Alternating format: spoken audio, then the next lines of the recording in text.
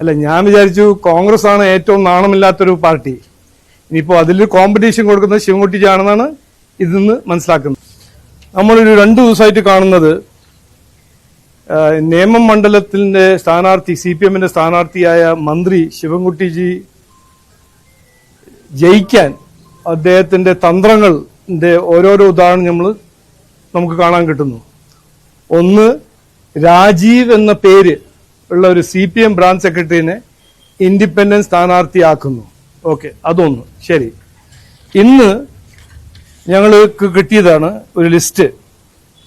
Details of staff posted to assist the election commission returning officer.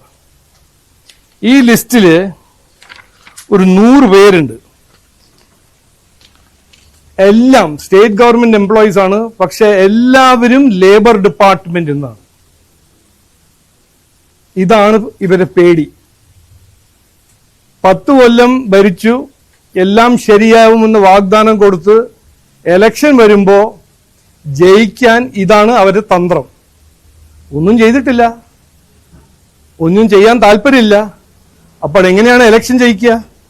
വിവാദം സൃഷ്ടിക്കുക, നുണ പറയാ, രാജീവ് എന്നൊരു പുതിയ പേരുള്ളൊരു CPM കാരനോട് മത്സരിപ്പിക്കാൻ പറയാ, എന്നിട്ട് ലേബർ മിനിസ്ട്രിയിൽ നിന്ന് എല്ലാവരും ഇലക്ഷൻ കമ്മീഷന്റെ ഉദ്യോഗസ്ഥന്മാരാക്കി അപ്പോയിന്റ് ചെയ്യാം.